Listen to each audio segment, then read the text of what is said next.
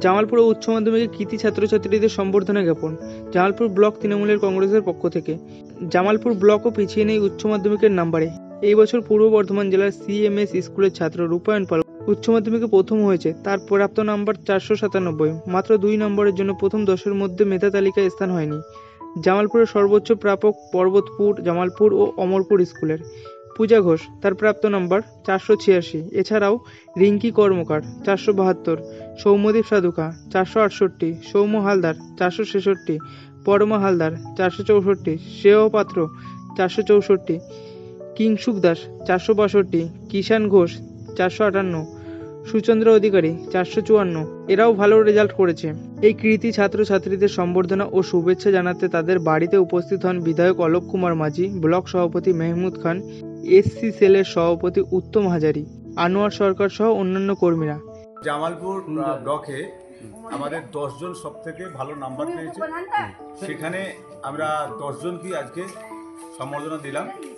তো প্রত্যেকটা অঞ্চলেই আমাদের প্রধান, অঞ্চল সভাপতি, আমাদের পঞ্চায়েত সমিতি সভাপতি, আমাদের বিধায়ক এবং তৃণমূল কংগ্রেসের যারা সৈনিক, প্রত্যেকে আমরা তাদের বাড়িতে গিয়ে তাদেরকে সম্বর্ধনা জানাই এবং প্রত্যেকে খুব আনন্দিত। এবং আমরাও অত্যন্ত আনন্দিত এই কারণেই, জামালপুর ব্লকে আমাদের উচ্চ মাধ্যমিকে যে 10 জন ভালো রেজাল্ট করেছে, সেই ক্ষেত্রে আমরা চাই যে মাননীয় মুখ্যমন্ত্রী মমতা বন্দ্যোপাধ্যায় যে স্কলারশিপগুলো দিচ্ছে, আরও ছেলে মেয়ে যাতে উৎসাহিত হয় এবং আমরা চাই তারা আগামী দিনে তাদের স্বপ্ন যেন পূরণ হয়।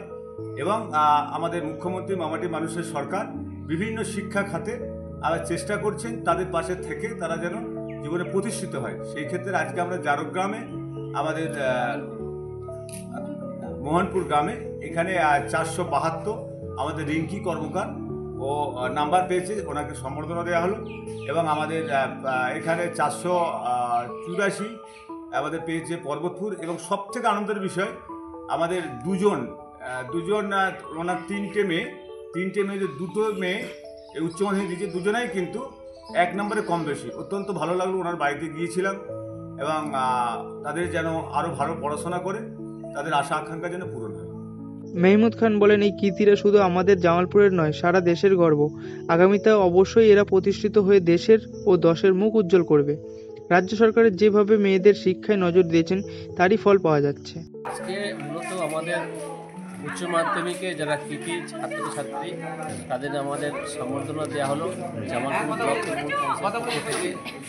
কারণ আমরা এবারে খুব খুশি যে আমরা আমাদের ব্লকে 1 থেকে 10-এর মধ্যে যারা উচ্চ মাধ্যমিকে র্যাঙ্ক করেছে তাদের আমরা 10 জনকে চয়েস করেছিলাম। সেখানে পাড়াতল 1 জিপিতেই সংখ্যাটা বেশি এবং সেখানে প্রায় 7 জনের মতো।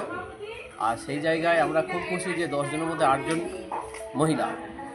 মানে যে মামাটি মানুষের সরকার, আমাদের মাননীয় মুখ্যমন্ত্রী যে শিক্ষার প্রগতির লক্ষ্যে যে নারী শিক্ষার জন্য যে বিশেষ ব্যবস্থা করেছেন, তার এটা সুফল।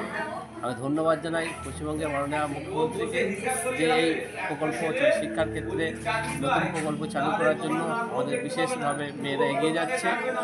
আমরা যাদেরকে সম্বর্ধনা দিলাম তারাও খুব খুশি।